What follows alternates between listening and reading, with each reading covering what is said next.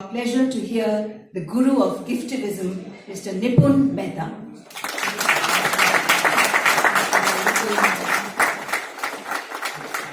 I feel like that was almost better than the talk. I'm going to try. That was so sweet.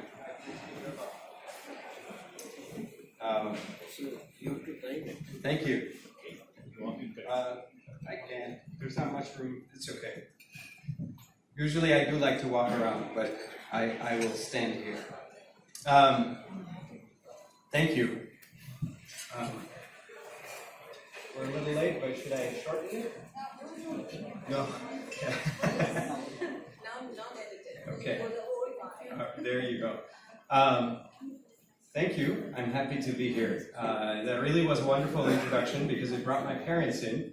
And, there's a beautiful quote I was recently thinking of that says, you can count the number of apples, you can count the number of seeds in an apple, but you can't count the number of apples from a seed. And I think for all of us, if we honor the roots, we really honor the uncountable. So I'm delighted to be here, and I look forward to co-creating some goodness. It's okay. This is fine. Thank you. You guys can all hear me. Yes. So I'm going to tell you a few stories and a few ideas that perhaps we can all engage with. So to give you some background, as you already received, I started my usual journey like everybody else with this drive for success and more success and more success. And at some point that felt a little hollow, and so I started to get into service. I said, how do I serve others? And we went to a homeless shelter in 1999, and we said, what can we do? How can we help? We ended up building them a website. But more than the website, it was the experience of generosity that actually transformed me. And it was so transformative that we went and told our friends, and we said, hey, this generosity thing, you should try it. And mostly we say, okay, I'll do it when I retire, I'll do it later. But it ended up, for me, I just felt like, wow, this is a gold mine, and there's really no age restriction. I should start now. And I did. But as you mentioned, the third stage of my journey from service becomes its own kind of intoxication. It can. And I think it might have been for me. And so at some point, my wife asked me a question. It says, how do we know that we're not trapped in another box? And so we decided to go on a walking pilgrimage. Started at the Gandhi ashram. We said, okay, we'll have $1 between us. That's mainly just toiletries, and we would walk. And we walked south. We ate whatever food was offered and slept wherever place was offered. I mean, to say it was profound, I could give you a whole hour-long talk on the lessons I learned. But one of the biggest things you learn is usually when we're afraid, and we live in a world that is afraid, usually when we're afraid we shrink, and we gather and we accumulate, because we think that will be our security. On a walking pilgrimage, you have to do the exact opposite. Because first of all, your pockets are really small. So, because you have a backpack. I mean, how many apples are you going to store in your backpack, right? On a walking pilgrimage, you have to do the opposite. When you're afraid, you have to create a heart of love and give more, because in giving more, you are related. And as you are related, someone's cup of gratitude will overflow and take care of you. And so it's a very different operating system that goes on inside our head. And it taught me a lot. Every day my ego would take a giant beating, and every day I would get up and I'd say, okay, try again. I think it was much easier for my wife, so she can probably talk more about it. But I think what that taught me was really about the power of generosity, power of giving. And to put it, I know a bunch of you are from the business sector, so this is a fellow who teaches at Wharton Business School, very famous now, but a good friend of Service Space, good friend of mine as well. He says that in any given ecology, even here, we have a bunch of young people. I know where the ecology there is, but in general, he was looking at the business world. He says in any given ecology, you have three kinds of people. You have givers, you have takers who just take. On the other hand, you have givers who just give, right? Who give first and then think about receiving. And then in between, you have matchers. And so how do you start to shift? He started to look at all these ecologies where you have some people who are, pretty selfish and worried. not selfish in a bad way, but they just think. They have a design misunderstanding, like we did, right? If you're afraid, go gather and accumulate. These guys think that, oh, if I have more, I'm in more control. Givers start to think in a different way. They say that if I give, I'm more related, and those relationships give me more resiliency. And so he started to look at what are the advantages of givers and takers. And it was very interesting that actually he expected that the givers would be at the bottom of the pyramid, but they weren't. Some of them were, but some of them were also at the top. And when givers succeed versus takers succeed, they succeed in very different ways. So he found out that actually givers are much more motivated. Givers are much better at connecting with people. Givers are much better at collaborating. You can go down the list. Leaders are actually much more effective leaders because they have far greater influence in a network. So he went down this list, and I think it was pretty powerful, but I think that where I contrast that with the world today is that we are moved by transaction. Most of our systems are transactional. And what that means is that we are not relational. Transactions turn everything into tit for tat. I do this for you, what are you doing back for me? A mother's love is not transactional. Right? What you see in this photo, you have a whole bunch of kids, everyone doing something for people after them, people in front of them. It's not a transaction. Because they're paying forward, what goes around eventually comes around, and they are in circle together. So how do we start to move from this addiction to transaction, which is good for certain things, but not good for everything? So how do we start to move from transaction to relationship? Because giving is much more relational. And this, I think, is not a trivial problem to solve. If you look at how we organize, how we manage things. So we used to organize with just straight out of fear, right? Like wolves, like gangs. Then we got a little bit smarter and we said, let's organize this fear. And we started to do command and control, which is how armies are organized. Then we said, well, let's organize like machines, where you have interchangeable parts. You do your job. If you don't do your job, I'll put somebody else in. But it turns out that when you take somebody out of an ecosystem, you're taking out all their relationships. We don't think about relationships. Right? We look at, I was talking with some major leaders in business, and we were talking about this, and we said, Google Maps is great, right? Because it gets you from point A to point B. Previously, you would have to ask like 10 people on the way, especially on a walking pilgrimage. It would be like, go there, and then go there, and then you'll see a cow, and in front of the cow, you'll see this banwala, and then ask him, and then he tells you where to go. But at a global level, or rather at a meta level, right, a countrywide level, how many connections have we stripped out because we have created Google Maps? So I'm not anti-Google Maps. I think Google Maps is fine, but they took out billions of connections every single day. And some of those serendipitous connections led to so much more. Right? So who is putting that back in?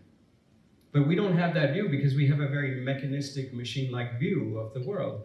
But now we're sort of upgrading. Most corporations are machine-like. But we're sort of getting a little bit better. We're starting to say, hey, let's put values. Let's be more like families. Let's have a shared purpose, which is great. But I think where the real interesting thing is how do you start to look at life and organizing and groups of people as a living system? And if you start to do that, you really unlock deep generosity. And if you unlock generosity, you unlock a whole bunch of upstream benefit, as we saw from Adam Grant's research. So this question, an example that comes to mind, and then I want to leave you with a few sort of design principles from service phase. But an example that comes to mind is this farmer, this guy. He's a Japanese farmer, and on his farm something remarkable happens. He has apples, but his apples, when you cut them in half, they're called miracle apples. When you cut a slice, it never goes brown. And you say, oh, exactly. How is that? Well, why does an apple go brown? It goes brown because the iron compounds in the apple combine with the oxygen in the air, and it creates this oxidization. And so his apples don't do that. And you ask him why, he says, because I don't grow apples. My forest does. And you say, wait, what do you mean? And he says, well, most people on an apple farm, you have rows and rows of apples. He says, on my farm, I actually don't even remove the weeds. I don't plow on the soil. I don't have fertilizers or pesticides, which means everything coexists, which means that this one apple underneath the apple is a tree, but underneath the tree are roots, and those roots are interconnected to the roots of the entire forest. And as a result, that one apple has all these antioxidants. And so it doesn't go brown. But what is that philosophy when you start to look at the whole field? You don't just look for the apples, you're looking at the whole field. What does that look like, right? So in service space, we have been reflecting on this at the level of social farming, if you want to call it that, right? What does it look like when you have a group of people starting to engage in this deep way? Not in a transactional way, but in a relational way. I think it changes a lot of things. So I want to share with you 4 sort of core design principles to reflect on, which I think are applicable everywhere. And even if you don't take all 4, even just one of them is applicable. But in my case, or in our case with service space, they are progressive in nature. So, usually we start with impact, and then we have projects, right? You say, what do you want to do? You say, okay, here's my impact statement. This is what I want, how I want to change the world. You write your project plan, you hire a few people, and you say, maybe they have some inner transformation or not. This is not IT, not information technology, different kind of IT. So that inner transformation, for us, we flipped this. We said, we're going to start with that inner transformation. When you experience something inside, right? And that attracts people. And those people invariably create projects. And those projects have impact. So this is why in the early years of service space, they said it's doomed to fail. It's doomed to fail. Or more than that, it wasn't so much fail. They would say, oh, that's cute. That's what kids on this side would do. That's like a nice, sweet, kind lemonade stand. But actually, it has ended up creating a whole different field of intelligence. So the 4 things. Right? First one is this design principle that everyone is good at something. We tend to look, you have me up on stage, you have anyone you have up on stage, we tend to think the people on stage are great at something, and everyone else kind of has to fit into that category, not just stage, but that's how we do hiring, right? But what happens if we turn that around? One of my favorite stories is actually the story by Mother Teresa, which I think really hits the nail on the head. Okay, kids are gonna like this, I think. It's hard to have like a whole wide range, because then, you don't know whether to appeal to the kids or the adults or, the business folks or the NGO folks. We got them all in this room, so I'll try to throw a little bit of everything. So Mother Teresa at one point was she had a guest coming to visit her, and this guest was a big funder. And so they come in, they finish their tour, and at the end of the tour, this funder says, hey, I'd like to take a photo with Mother Teresa. Okay, so they take a photo. They come in, click. Okay, you look at the photo, not so good. Mother Teresa, can you move a little to the right? So Mother Teresa moves right. Click, not so good. Says, Mother Teresa, can you move back a little bit? And my friend who happened to be there watched this and said, this is ridiculous. You're using Mother Teresa as your prop for your wall. This is a global icon of compassion. You can't do that. And then they click, still not right. They go in and move Mother Teresa's face around. And Mother Teresa just lets them, and my friend is furious. And at the end, when the funders leave, she goes to Mother Teresa and she says, Mother, why didn't you say anything? And Mother Teresa gave her one sentence that actually changed her life. And that sentence was this. It says, my dear, there are multiple forms of poverty. That yes, the child who comes has material poverty. That needs to be addressed. You can't undermine material poverty. But that's not the only form of poverty. This person wants attention. They want my photo. They want to move my face around so they have the perfect photo op so their living room wall looks amazing. That's a kind of poverty. It says, it's okay. I'm here to serve all kinds of poverty. But what she says underneath it is also that there are multiple forms of wealth.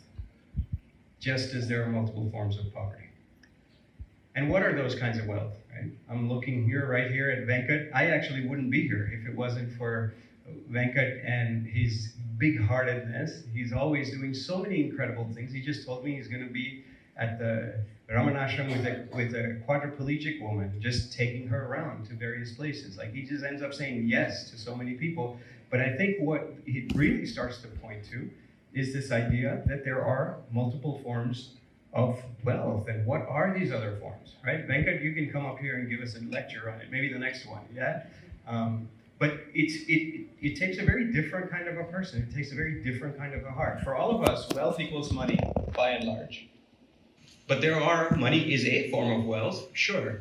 But there are so many other forms, right? As you can see, nature is a form of capital, community. You can go down the list. Technology, certainly culture. How do you start to engage with our time is a tremendous kind of capital. So how do you start to reflect on this? This is my friend Firoz and his son, so Firoz at the age of 36 had 5,000 people under him. He was he was an MD at SAP. And he was, having a storybook life. And then he had a son who was autistic. Completely changed his life around.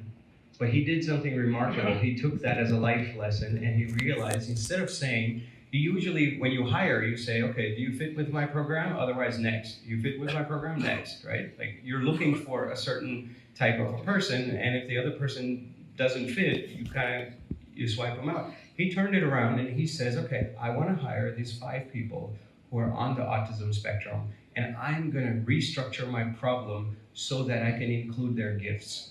If everyone is good at something, what are they good at? So he realized that people in a particular span of autism, they're never late, they never get tired, they never lie. And he was like, oh my God, I wish I had normal staff like that, right? And so he hired these people, and lo and behold, it actually became so successful that Harvard did a case study on it. SAP, then comes CEO of SAP, came in and he says, I want 1% of all my staff by 2020 to be on the autism spectrum. And now Microsoft and Google have taken these pledges. But it all starts with him saying, everyone is good at something. How do you start to hold that worldview? How do you lead with that? And you can do all kinds of creative things. This is a monk who has a CD, but he says, I'm not going to sell my CD for financial capital. I would much rather prefer kindness capital. And so he says, do an act of kindness and share your story, and I'll send you the MP3s. Honoring a different form of capital. We did a conference recently, and we said, just as you had normal tickets, and we did have Visa, MasterCard, Discover, you can pay by those, but you can also pay by volunteering at a nonprofit and sharing a reflection around that, or you can do 5 acts of kindness, or you can create a 5-minute selfie about the theme of the conference. Okay? Or you can sit in silence for 8 hours. And it's amazing. Like, people did, like, this is an engineering student at UC Berkeley. He said, I really want to come to this conference. Neither one of those are engineering students. That's a different story. This one is an engineering student. And she's sitting there and she said, I spent 8 hours on that tree, and for the first time in my life, I listened to what was going on inside and wrote this incredible reflection. Now imagine you have 800 people, and out of that, 300 people have offered in alternate forms of wealth. Can you imagine the kind of engagement they bring to it versus the entitlement that you would have if it was transactional? It was so powerful. And the ripples that emerge from that are so powerful. But it starts with this idea that everyone is good at something. You just have to learn how to honor that good. You cannot look at everything with a narrow funnel. You can, but then you're just not going to get much engagement. You'll be isolated, disconnected, and lonely, which is what we have in our culture today. So yeah, lots of acts of kindness. We got Obama to say this, right? Obama says we should remember that capital is not just financial, it's social, informational, experiential in so many ways. And I would add to that there's a million kinds of capital. Really, it's limited by our creativity. So that's the first step, right? The second step, there's 2 or 4, and then we can do some Q&A. I hope this is my water. Okay. It could be yours, but... No, I don't need any more, thank you. Everyone is not just good at something, everyone can be great at giving. And what does that mean? That means that we actually, what Martin Luther King Jr. said, that everyone is great because everyone can serve, in the sense that we actually want to liberate our gifts and give.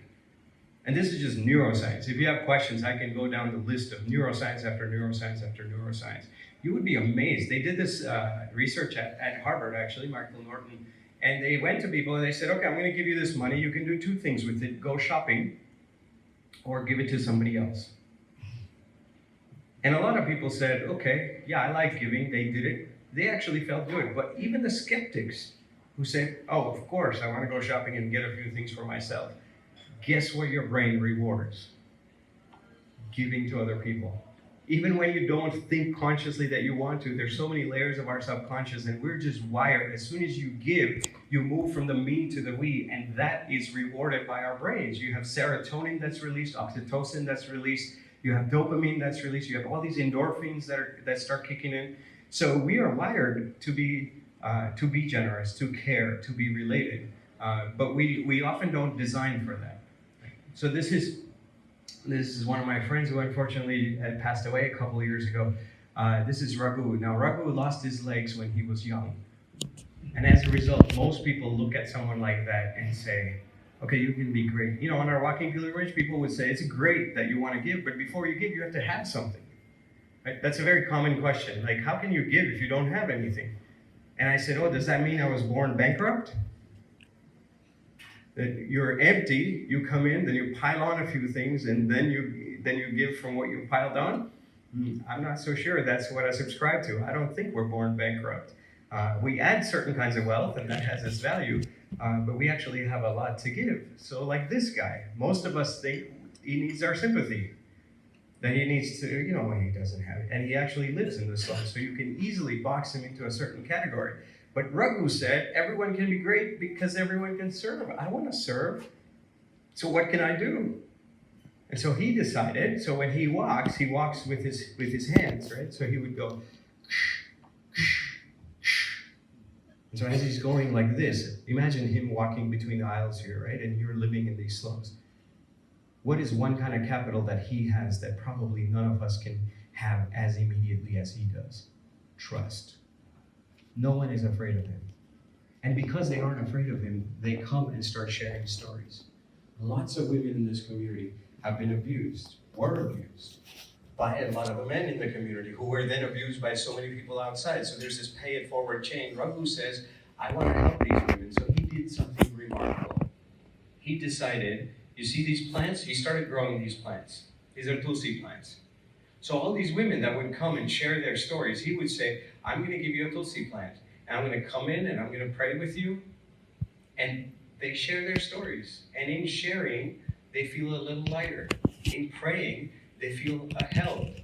By having a visit from Raghu, they feel connected.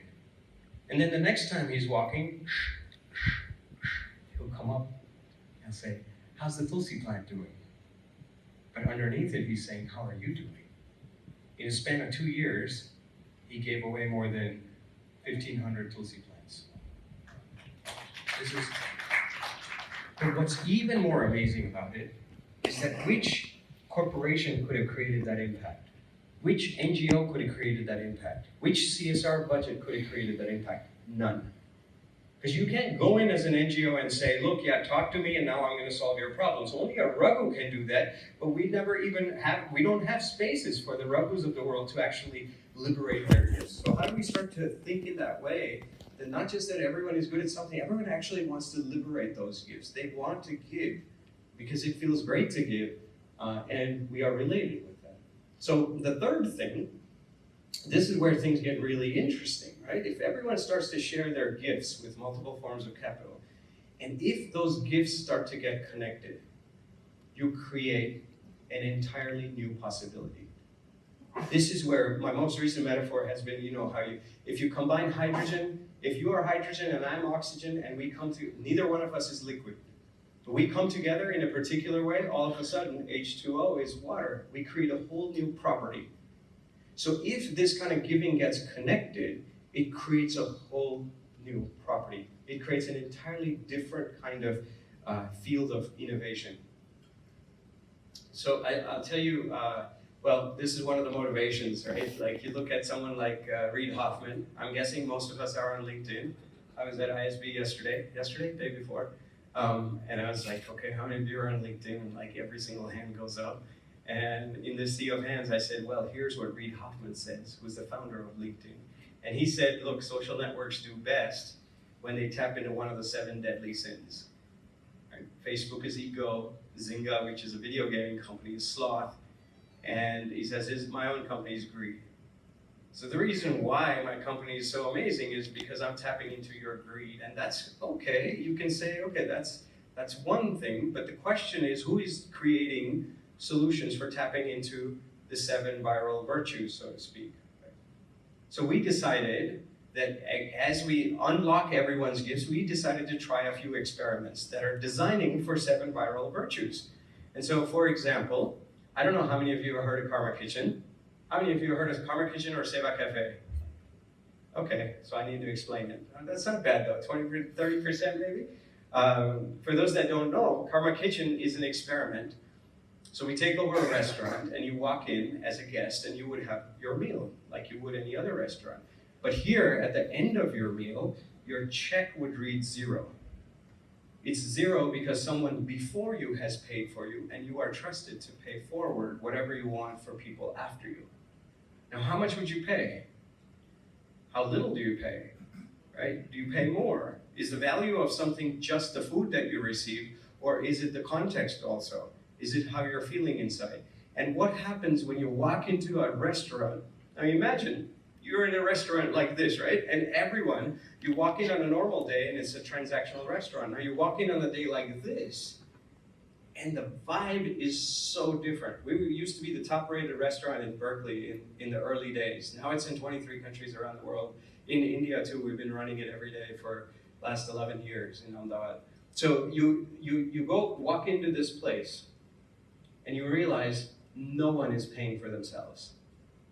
And that's great at an individual level because people are very moved and they're very perplexed and all kinds of things happen. But what is really amazing is the multiplier effect. The multiplier effect is that somehow something happening on this table is affecting that table, and that table is affecting this table, and everyone comes in and it's like, why is everyone so happy? And we're like, we're not happy, we're trying to just get you the plates, you know? But somehow everyone feels there's, and that something starts to make people behave differently, repeatedly. It starts to put people not in the me space, but in the we space. So one of my favorite examples is, there are so many stories and some of them will take too long. So I'll give you a nice, cute, short story of how someone comes in. So one of my friends, he was doing a PhD at UC Berkeley. He comes in and he says, I don't know, Nipun, I like you, you're a nice guy, but this, man, I don't know, how does this work? You know, like, is that, he had a lot of questions and a lot of doubts. And so I said, okay, that's fine. You know, best way to understand, you come. You do dishes, you serve people, you're in the back, you know, do a volunteer for, you know, 6, 7, 8 hours, and then you'll see. So he comes in, and he sits down on this table, and he sees somebody walking in on this table, and he's serving them, and they have a nice interaction, and at the end of the meal, they get a check, like everybody. Check reads 0, and the guy, you know, like, you would imagine if this happened to you, you would be a little confused too, right? Like, what do you do? So this guy was confused. He looks at his waiter and he says, so are you telling me you just trust me to pay whatever I want? And he says, don't ask me, but I'm confused myself. But you know, I think that's how it's supposed to work. She says, okay. He sits, he reflects. He's thinking, you know, how much to give, how much to give. And he takes out his wallet, takes out $100 bill, which is a big amount. You'd usually pay 20 or something like that. So he takes out a $100 bill, tells this guy, says, you know, I really think what you guys are doing here is interesting. Here's 100, and I trust you to bring me back whatever change you want to give me.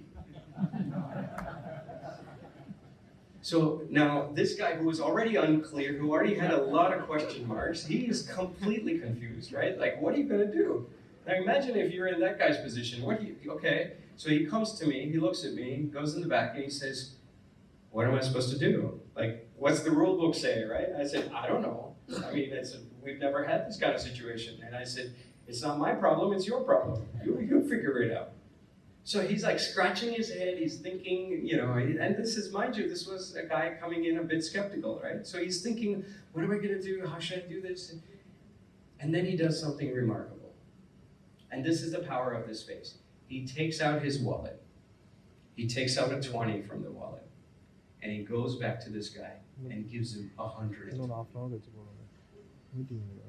And exactly like that, the guest on the thing, he's like, what, where am I in heaven? Like, what's going on? You know, like, who are you guys? Like, where do you come from? But what compelled him to do that? And if this was just a one-off thing, then you can say, okay, that was just an exceptional case. But you see this repeatedly with all kinds of people, in all kinds of ways, with all kinds of capital, that giving begets more giving. That if I'm in a space of generosity, I don't want to be transactional. I'm thriving and looking for a way to engage to give in a myriad different ways. And this, of course, is not just limited to a restaurant, right? This is a friend of mine. He runs a magazine, and the magazine, he says, I'm going to take out all dollar signs from now on, and it's going to be all offerings of gratitude. And you would say, how does this work? You know, but it's remarkable. This is a woman that runs an acupuncture clinic in this way. From now on, you only pay forward. How much would you pay forward? But more than that, she starts to have deep relationships with everyone coming in because it's not just transactional, right? This is a rickshaw driver. You mentioned this in the introduction. Right? This is a rickshaw driver. He's just sitting in his rickshaw. Not only does he say that, look, there's no meter. I don't know, I think Chennai is notorious for this too, right? Like, especially if you get a guy like me, I sit in a rickshaw and they're gonna be like, tourist tax, buddy, you know? And they'll be like, yeah, Coimbatore is just on the way, I don't know, something like that. And so, you sit in the rickshaw and you said, man, this country's got no morals, you know? It's just going down the drain. And everyone's thinking, yeah, how do we change the rickshaw drivers? But you live with them and they say, look, you know, we've just been shortchanged, and I have my kids too, and they have their dreams too. What am I going to do, right? So you look at that and you say both sides are stuck in a logjam. Well, this guy, Uday Bhai, says, I'm going to change that. He says, I'm going to change that, not by coercion, not by saying, let's have an NGO and let's train all the rickshaw drivers to be honest, because they would like to train the rest of us to be more caring, right? But it doesn't work on us and it doesn't work on them. So they're then saying, he says, I'm going to use not by power and coercion, I'm going to do it by the power of my own intrinsic love. So he says, you sit in my rickshaw, no meter. No meter, because I trust that if I give to you, you will respond to that love with greater love. And everyone asks him, not only that, yeah, that's worthy of an applause, yeah. Not only that, you sit in his rickshaw and you start connecting with him, and all of a sudden, you never know, he might bring a dabba of like teplas, you know, and he'll say, oh, my wife made these teplas, these are for you, and you're like, which planet are you from? And then at the end, everyone asks him, right? He's been doing this for 7 years in Ahmedabad. Everyone asks him, how does this work? Especially people like us, right?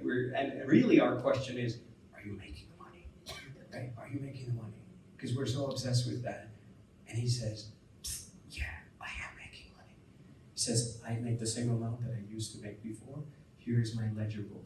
Some people paid more, some people paid less, but more or less it is working out for me financially. But he says, that's the wrong ledger. The real ledger is this other book. This is where I ask people how they felt sitting in my rickshaw. And you sit in his rickshaw and you realize you're being taught without being schooled. You are being given a lesson in generosity from a guy who needs all his daily wages and he's betting on your heart. It is not Bill Gates doing philanthropy and trying to change you. It is a rickshaw driver being the change and holding you with no expectations. And in that holding, people are just incredibly moved. They take vows for life and they write in that other book, and he says, this is the wealth that I care about. Such people exist, they are there. And such kind of a world can be possible. Such kind of a world is a gift ecology. that if I start seeing that everyone can give in their own ways, and if that giving starts to get connected, you have an entirely different possibility that you previously couldn't even touch. So on to the last thing here, is if we start with this idea that everyone is good at something, and you say that, look, if everyone has a gift, everyone can be great at giving, and when that giving gets connected, you create a gift ecology, then you get to the final thing, which is that everyone is connected to everything. And if you just say this without that foundational work, it just sounds like, yeah, it's platitude. Everyone's connected to everything. Can't you see? Yeah, every oxygen, all the breath, or all the air I'm breathing is the air you're breathing, and we're circulating and we're sharing with each other. Now, yeah, we can give lip service to that, but if you've actually created that foundation, all of a sudden that rings true in a very deep way. Right? And I love this metaphor of, not a metaphor, this actual mathematics of how this is just illustrates what is possible and how blind we actually are. In a room full of you just take this one side, in a room full of just 50 people, if we are just broadcasting, we get at 50 connections. This is the TV model. But if we start to connect one-to-one, you would have 1,225 connections. But if you start to have what you call, what is now possible on the internet, if you start to create a many-to-many network, you have 100 million trillion connections with just 50 people. Now, how many of us are alive to that possibility? Most of us look at very solid room full of very slow-moving entities, right? That's sort of how we see it. And we see it with our self-centeredness. Are you useful to me? Are you not useful to me? Next. Okay, yeah, you're a CEO of Infosys. Okay, yeah, I want to talk to you, and I want to see what I can get ahead and what I can get from you. And when we do that, we actually lose. We actually blind ourselves. We cannot see 100 million trillion. And internet allows this possibility, but it allows it for profit. We have seen protests for this, but we have not seen it for love. We have not seen it for compassion. So if those bonds are of compassion, all of a sudden, a whole new field, like I said, is possible. So different ways to organize, but I think I'll skip this, but we talk about this idea that it just, when you can actually see 100 million trillion in a room full of 50 people, you can't lead in the same way. Right? Leadership turns into laddership. Laddership is this idea that you're helping other people go on top of you, right? You're helping actually hold the entire field. Like that farmer who creates miracle apples is not saying, I have an apple farm. He's actually saying, I have a forest. So how do you start to hold the whole forest? Who do you have to be to hold a forest, not just apples? And so I won't talk too much about this, but it's worth seeing, it's worth reflecting on how there are very significant shifts. And especially when you go to business schools, right? They teach you how to plan and execute, have a strong center, focus on, breadth and scale, try to talk about efficiency. But what laddership does is it starts to really have a very different set of metrics. And this is something that we often don't think about. But if you have questions, I can talk more about it. But I want to leave you with an image. And it's this image. This is thousands of birds that all of a sudden, it's a starling, so it's a murmuration of starlings is what they call it. We can call it a flock of birds for now. All these birds saw that there was this giant bird coming to attack them. They said, oh my God, we're in trouble. What should we do? And there was a photographer in Spain. He was just clicking photos, and he didn't even realize that he actually took this photo. It was that quick. So all these birds realized, wait a second, we need to come and get together and do something because there's somebody, going to attack us. And so they spontaneously created this giant bird. In 10 seconds, they created this bird. They lasted for 10 seconds, and boom, another 10 seconds later, you didn't even notice it. So what kind of intelligence is this? Now imagine if we are in this room and I say, okay, everyone, you can't talk, you can't sign. Let's create, let's forget even this intricate shape. Let's create a circle, right? Or let's create a square. You know how complicated that would be, right? So what is the intelligence here that's unlocking this possibility, and it's everywhere in nature. It's actually inside our bodies too. So if it's inside of us, if it's outside of us, where are we going wrong, and how do we start to, and it's not a bad critique in that sense. I think it's just a design upgrade. We just need to change that. And we just need to, it took us thousands of years to put wheels on bags. It was a very simple idea. I came from the airport just now, it's like, yeah, wheels on bags is a great idea, but how do you start to, it took us a long time, so I think similarly, how do you start to design for this kind of a flow? And for that, I think, if we go back to Adam Grant, and that question, how do you start to create a giver culture? And it turns out to be surprisingly simple. It takes just one consistent contributor. One person who looks for the collective good first and the personal good second. So if I am a consistent contributor, I show up, what will happen in this room, right? What will happen is everyone will start to, all the matchers will say, hey, this is a giver circle, I'm gonna bring my giving self. And as soon as you start to do that, trust skyrockets, collaboration skyrockets, and productivity. This is I think Kellogg School, Kellogg School of Management. This research of how just productivity just skyrockets, right? So it's even if you're after those outcomes, it ends up being very, very clear that generosity can be a very powerful amplifier. And so I think Gandhi, of course, told us very clearly that we must be the change we wish to see in the world. But I would add to that, and I would say that when what we do is in service to who we are becoming, then all of a sudden we can shape the world in ways that we may not have even thought of.